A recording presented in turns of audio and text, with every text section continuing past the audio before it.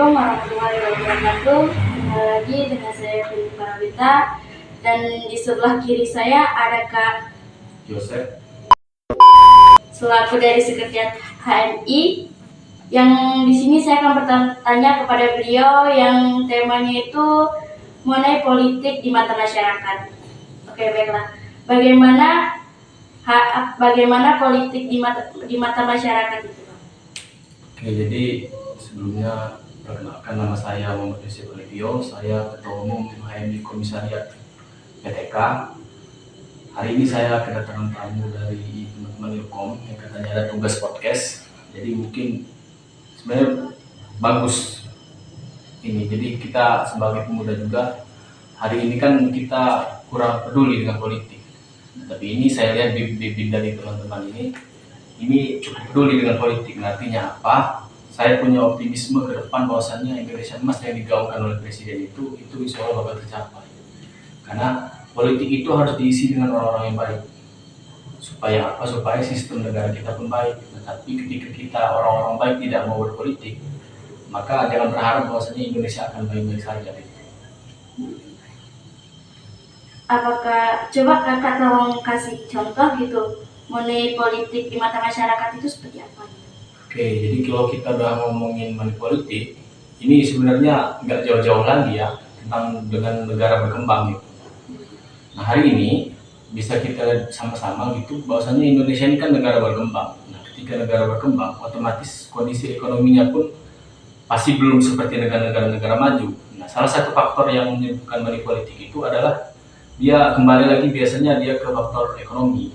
Kenapa? Karena ketika mereka sudah bicara urusan perut, maka semua cara pun pasti akan dihalalkan, termasuk money politik. Nah, inilah yang jadi bahayanya negara-negara berkembang dengan sistem demokrasi. Gitu.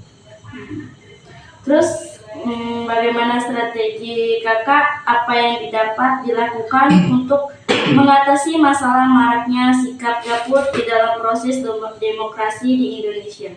Oke, jadi kalau kita udah ngomongin golput, itu sama aja ngomongin tentang trust publik, kepercayaan publik. Hari ini bisa kita lihat bareng-bareng bahwasannya masyarakat Indonesia hari ini udah pintar. Masyarakat itu udah pintar karena kemajuan teknologi, udah itu karena dikit-dikit viral ya kan, apalagi efek TikTok hari ini luar biasa gitu. Artinya apa? Trust publik atau kepercayaan publik terhadap pemerintah saat ini udah minim. Makanya orang-orang ketika membicarakan pemilu, maka banyak yang golput. Nah, apa sih strategi yang harus dilakuin gitu kan? Nah, kalau kita udah ngomongin strategi, artinya yang punya kewenangan di sini adalah KPU dan Bawaslu. Nah, ini sebenarnya masukan untuk KPU dan Bawaslu bahwasannya ketika untuk membangun trust publik lagi, untuk membangun kepercayaan publik terhadap pemilu, itu melakukan pemilu yang jujur dan adil. Kenapa? Pada waktu pemilu 2019 itu banyak asumsi yang beredar bahwasannya pemilu Indonesia ini carut marut dan terindikasi banyak kecurangan. Tapi saya nggak tahu itu curang atau enggaknya. Tapi kan bisa kita lihat bahwasannya hari ini kepercayaan masyarakat terhadap pemerintah itu sangat minim, sangat menurun. Nah, terus kemudian strateginya adalah kita menggencarkan sosialisasi pemilu sampai ke tataran bawah masyarakat. Kenapa sih bilang gitu? Supaya masyarakat ini bisa tercerdaskan bahwasanya pemilu itu bukan cuma sekedar tentang pemilihan ataupun pergantian pemimpin, pun bukan cuma sekedar itu. Nah, artinya apa? Pemilu itu yang bakal menentukan nasib warga dan masyarakat Indonesia ke depannya 5 tahun ke depan. Juga ketika ada sosialisasi, nah ini kita yang harus dilibatkan itu adalah anak muda, wajib hukumnya saya katakan. Kenapa?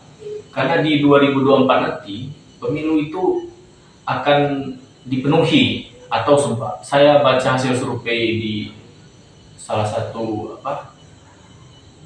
websitenya Kompas TV, yaitu mengatakan bahwa pemilih muda nanti di pemilu 2024 itu sekitar 60%, hampir 60%. Artinya ada 190 juta jiwa pemilih anak muda. Nah, artinya apa? anak muda ini wajib dilibatkan dalam sosialisasi tersebut agar apa nanti supaya nanti lebih mudah. Karena kan kalau kita udah ngomongin anak-anak muda nih, dari cara pun sudah beda gitu, beda zaman, beda tantangan dan beda cara gitu. Terus apa saja akibat dari politik uang terhadap pemerintah di masyarakat? Nah, ini pertanyaan yang bagus ini. Jadi kalau kita lagi-lagi kita ngomongin politik uang, ya kan?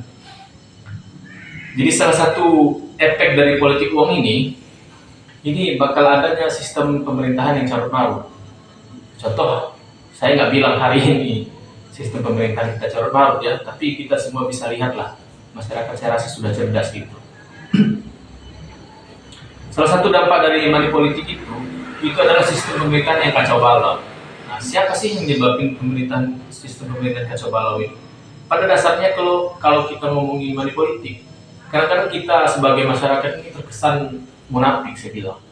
Apa karena sering kita bilang kita benci terhadap korupsi segala macam gitu kan, pemerintah ini nggak benar, intinya nggak ada yang benar gitu pemerintah. Tapi saya mau bertanya dulu dengan teman-teman ini dan juga anak-anak muda yang suka bilang pemerintah itu nggak benar gitu kan.